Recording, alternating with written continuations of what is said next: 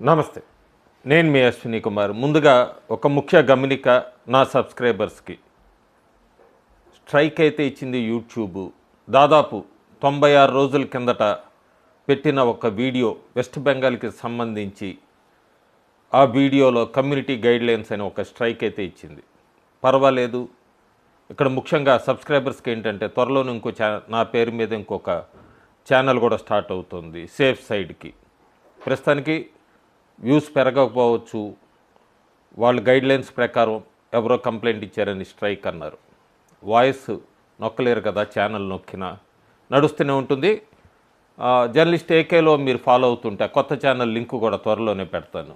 ఇంకా ముఖ్యమైనది, ఒక పక్క గల్ఫ్ వార్ యుద్ధం నడుస్తుంది, ఇంకో పక్క భారతదేశంలో అసెంబ్లీ ఎన్నికలు కూడా కేరళ, తమిళనాడు, వెస్ట్ బెంగాల్, అస్సాము, అట్లాగే పుదుచ్చేరి, యూటీకి సంబంధించి ఇవన్నీ నడుస్తూనే ఉన్నాయి. సార్ ప్రాసెస్ నడుస్తుంది. కానీ ఒక తెలుగు రాష్ట్రం తెలుగు రాష్ట్రంలో అన్ని పార్టీలు కూడా గ్రౌండ్ వర్క్ చేసుకుంటూ వెళ్తున్నాయి. ఎందుకంటే అది ఒక ముఖ్యమైన ఎన్నిక. తెలంగాణ రాష్ట్రంలో గ్రేటర్ హైదరాబాద్ ఎన్నికలు ఫిబ్రవరి 9, 2026కి టర్మ్ టైం అయిపోయింది.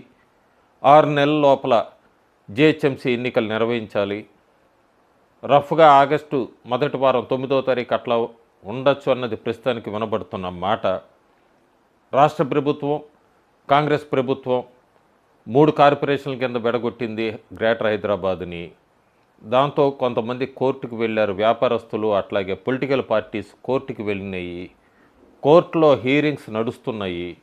ఇవన్నీ నడుస్తున్న వేళ ఇంకో పక్క బీఆర్ఎస్ నాయకుల్ని కొంతమందిని ఈ మధ్య జరిగిన మున్సిపల్ ఎన్నికల్లో అరెస్టులు అవ్వటము, ఉద్రిక్తలు, వీటి మధ్య గ్రేటర్ హైదరాబాద్ ఎన్నికల్లో ఏం ఇంపాక్ట్ చూపించబోతుంది, ఏ పార్టీకి ఎట్లా ఉంది, ఒక క్లియర్ సినారియో మనం సర్వే ఇచ్చే ముందు రూలింగ్ పార్టీ ఇప్పటిదాకా పంచాయతీ ఎన్నికలో లేకపోతే స్థానిక సంస్థల ఎన్నికలో ఈ వీటన్నిటిలో కూడా అధికార దుర్వినియోగం లేదా ధనంతోనో గెలుచుకొని వచ్చారు. గ్రేటర్ హైదరాబాద్ అట్లా కాదు.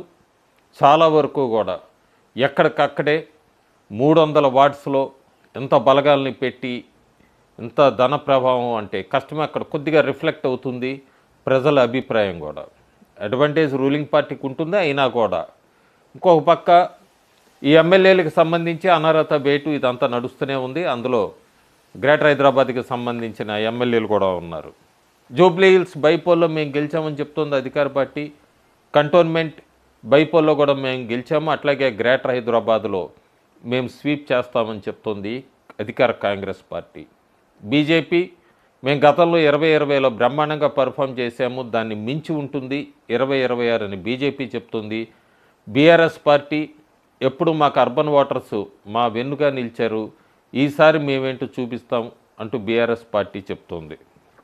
ప్రస్తుతానికి ఇలాంటి సమయంలో అధికార పార్టీకి నెగిటివ్స్ అయితే గ్రేటర్ హైదరాబాద్కు వచ్చినప్పుడు చాలా ఉన్నాయి. ముఖ్యంగా ఇక్కడ హైడ్రా ఇంపాక్ట్ అనేది ఒకటి చూపిస్తోంది. అట్లాగే ఐటీ ఎంప్లాయీస్ వీళ్ళందరూ కూడా మాకు ట్రాఫిక్ జామ్స్ ఇవన్నీ ఎక్కువ ఉంటున్నాయి, అలాగే కొత్తగా వచ్చిన ప్రాజెక్ట్స్ ఏమీ లేవు, మభ్యపెడుతున్నారు వస్తున్నాయని అధికార పార్టీ సమయం కాలక్షేపం చేస్తుందే తప్ప ఎక్కడా కూడా డెవలప్మెంట్ మీద సీరియస్నెస్ లేదు అనేది యూత్లో బాగా వినబడుతున్న మాట గ్రేటర్ హైదరాబాద్లో. ఇంకో పక్క మనం గ్రేటర్ హైదరాబాద్లో స్లమ్ ఏరియాస్కి అట్లాగే కొద్దిగా మిడిల్ క్లాస్ ఏరియాస్కి వెళ్ళినప్పుడు ఈ మధ్య జరిగిన కాంట్రవర్షియల్ హైడ్రాకి సంబంధించినవి ఇవన్నీ కూడా వాళ్ళ మనసులో ఇంకా ఉన్నాయి. సమయం వచ్చినప్పుడు మా ఓటుతో బుద్ధి చెప్పాలని వాళ్ళు ఎదురు చూస్తున్నారు.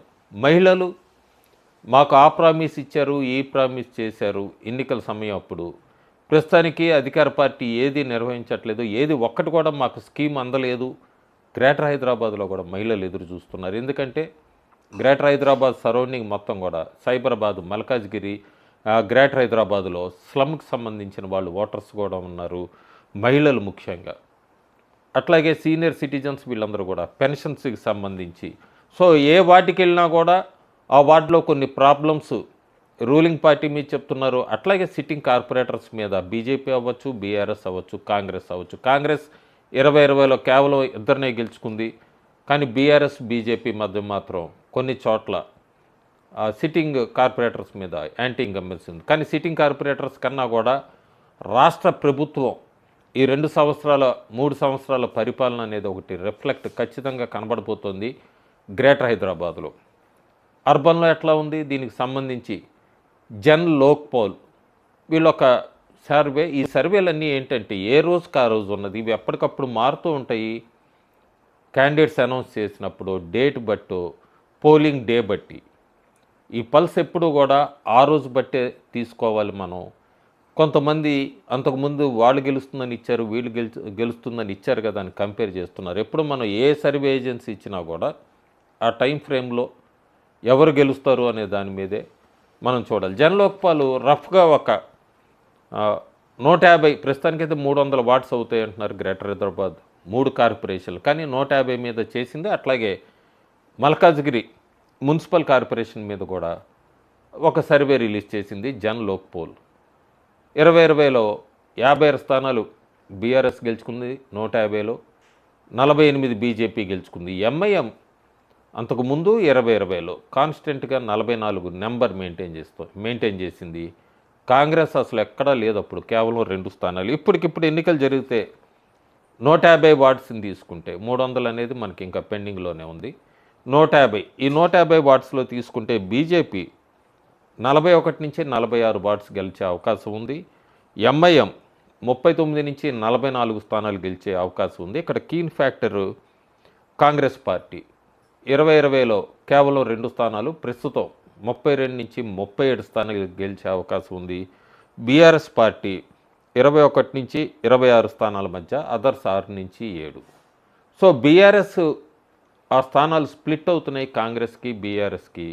బీజేపీ ఎంఐఎం దాదాపు అదే నెంబర్ని మెయింటైన్ చేస్తున్నారు 150 మనం వార్డ్స్ తీసుకుంటే కనుక ఈ సర్వే ప్రకారం. అట్లాగే మల్కాజ్గిరి కార్పొరేషన్కి సంబంధించి కూడా ఒక సర్వే రిలీజ్ చేసింది. మల్కాజ్గిరిలో మనం 74 వార్డ్స్ ఉన్నాయి.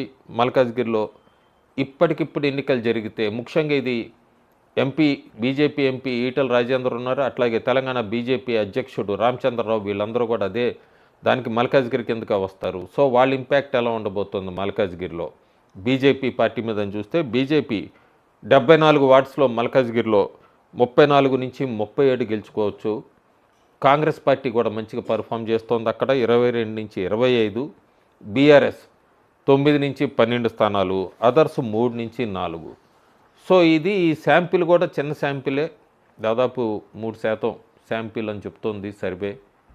మనం సిటీలోకి వచ్చినప్పుడు మాత్రం జనరల్గా బీజేపీ వైపుకి టెండెన్సీ ఉంటుంది గ్రేటర్ హైదరాబాద్ లాంటి ఎన్నికల్లో.